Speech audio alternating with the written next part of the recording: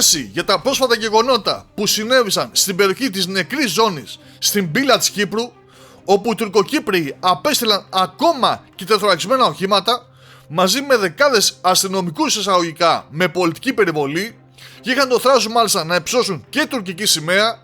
πήρε η Ρωσία με το Ρώσο πρέσβη στην Κύπρο Μουράτ Ζιαζίκο να προβαίνει σε δηλώσεις στο ρωσικό πρακτορείο ειδήσεων ΤΑΣ, τις οποίες και αναμετέδωσε το Ρωσικό Υπουργείο Εξωτερικών και στις οποίες είπε για το κυπριακό ζήτημα ότι η θέση της Ρωσικής Ομοσπονδίας παραμένει αμετάβλητη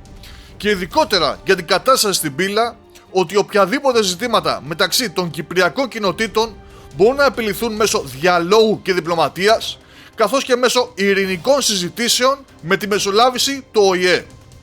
Αναλυτικότερα λοιπόν, ο Ρώσος πρέσβης δήλωσε τα εξής: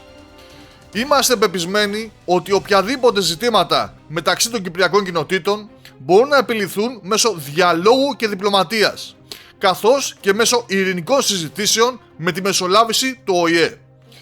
Η επίλυση του κυπριακού προβλήματος είναι ένα από τα δύσκολα καθήκοντα που αντιμετωπίζουν τα Ηνωμένα Έθνη εδώ και πολλά χρόνια. Ο ΟΗΕ, ένα βασικό φόρουμ για την επίλυση οποιονδήποτε διαφορών σε έναν πολυπολικό κόσμο, κατανοεί ότι μόνο οι ίδιοι Κύπροι μπορούν να επιτύχουν μια βιώσιμη διευθέτηση στο νησί μέσω επικοδημητικού διαλόγου υπό την αιγίδα του ΟΗΕ. Παρακολουθούμε στενά τις σχετικές εγχώριες και διεθνείς προσπάθειες προς αυτή την κατεύθυνση. Ως μόνιμο μέλος του Συμβουλίου Ασφαλείας του ΟΗΕ, η Ρωσία έχει συνεχές ενδιαφέρον για αυτό το πολύπλοκο ζήτημα και η θέση της Ρωσικής Ομοσπονδίας παραμένει αμετάβλητη.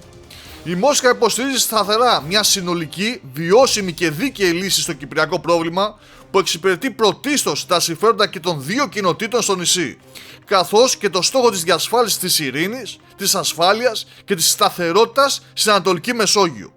Αυτή ήταν η ρωσική παρέμβαση στο ζήτημα της κατάστασης που δημιούργησαν στην πύλα οι Τουρκοκύπριοι, υπενθυμίζοντάς μας για άλλη μια φορά ότι η Μόσχα δείχνει μεγάλο ενδιαφέρον για την Κύπρο, στην οποία και διαμένουν αρκετοί Ρώσοι πολίτες έχοντας ενταχθεί στην κυπριακή κοινωνία.